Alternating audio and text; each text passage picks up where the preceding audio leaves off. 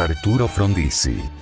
Su gobierno estuvo caracterizado por un viraje ideológico, inspirado por Rogelio Frigerio, hacia un tipo de desarrollismo menos impulsado desde el Estado, y más orientado al desarrollo de la industria pesada, como consecuencia de la instalación de empresas multinacionales. ¿Qué es el modelo desarrollista de Frondizi?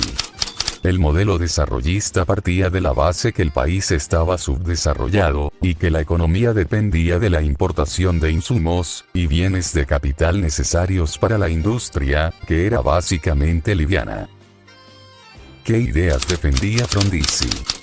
Durante la Revolución Libertadora, Frondizi lideró el sector del radicalismo que criticaba la dictadura, contra el sector liderado por Balbín, más cercano a la misma, hecho que llevó a la división del partido y a la formación de la Unión Cívica Radical Intransigente.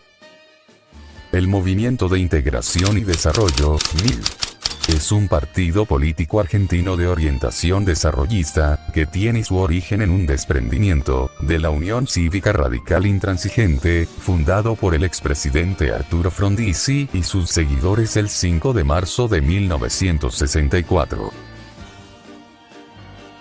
En un clima político y social enrarecido, tormentoso y alterado por la intranquilidad que generaba el accionar gremial, a toda esta situación hay que sumarle la incorporación al escenario político de grupos guerrilleros. En la noche del 13 de agosto de 1964, en los salones de la sociedad gallega, se realizaba una cena de la amistad, en la que un grupo de simpatizantes del Movimiento de Integración y Desarrollo, rendía homenaje a Carlos Silvestre Begnis, y al expresidente Frondizi. Al grito de «¡Viva Perón!», irrumpió en el salón un comando armado integrado por 10 jóvenes, que inmediatamente abrió fuego contra la mesa cabecera, donde se encontraban las autoridades.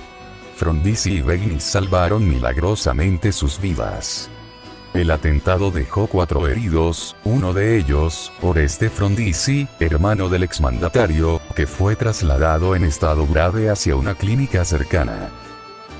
Frondizi no logró terminar su mandato presidencial, ya que fue derrocado por un golpe de Estado, el 29 de marzo de 1962. Ese día fue detenido por los militares golpistas, y su detención sin juicio duró 18 meses, impidiéndole participar de las elecciones de 1963. La respuesta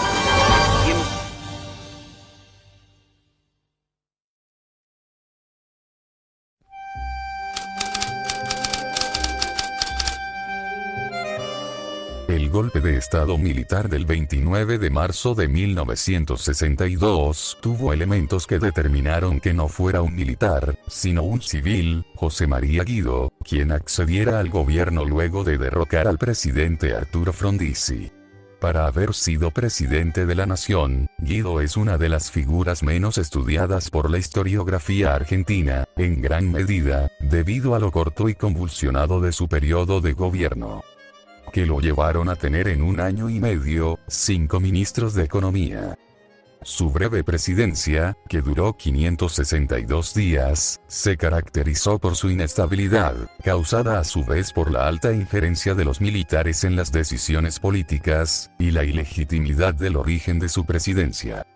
Durante su gobierno, se produjeron los enfrentamientos armados entre los dos sectores en que se dividieron las Fuerzas Armadas argentinas, luego de derrocar al gobierno constitucional de Juan Domingo Perón, conocidos como azules y colorados. Convocó a elecciones presidenciales en 1963. En las que no le permitió participar a los partidos peronista, comunista y Unión Popular, ni a los expresidentes Juan Domingo Perón y Arturo Frondizi. Como así tampoco, a Vicente Solano Lima y a Raúl Matera. El domingo 7 de julio de 1963.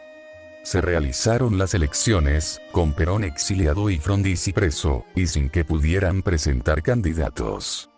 Ante este panorama, el movimiento justicialista ordenó a sus seguidores la abstención, o el voto en blanco.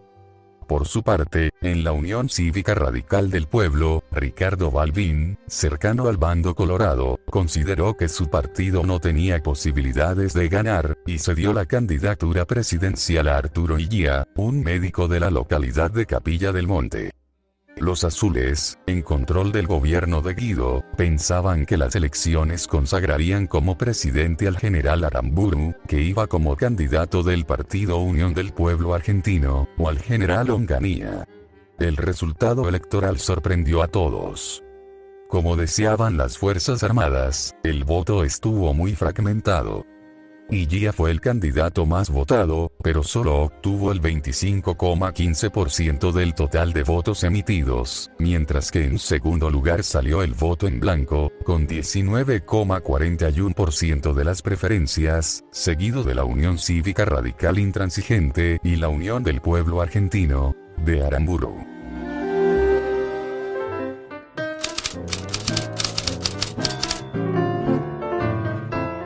Durante su gobierno intentó anular los contratos petroleros firmados por el expresidente Frondizi con compañías extranjeras, pero terminó por anular unos pocos acuerdos, renegociar algunos, y la mayoría de las empresas siguieron produciendo.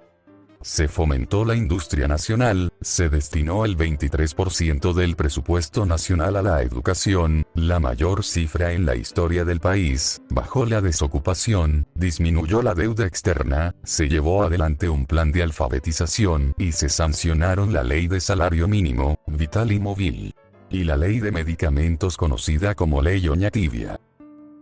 La falta de reconocimiento de legitimidad al gobierno de Illia, por parte de los ciudadanos peronistas y frondicistas, se vio agravada por un plan de lucha del movimiento obrero.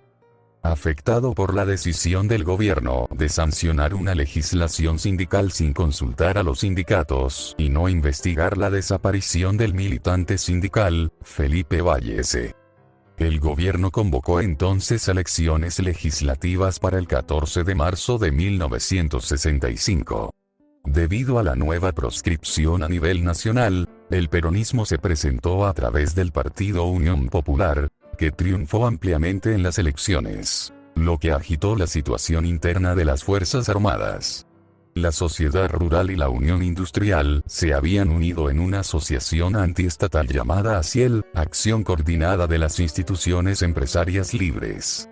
Ambas atacaron persistentemente el déficit del Estado, la inclinación del gobierno por los controles de precios y de cambio, y su proteccionismo a las empresas públicas como YPF. Las corporaciones de la prensa nacional y la prensa extranjera colaboraron en la campaña de desprestigio, que se inició contra el presidente y los miembros de su gabinete, acusados de lentitud e inactividad. Diarios como El Mundo y Crónica publicaban caricaturas en las que se veía a Illia representado como una tortuga.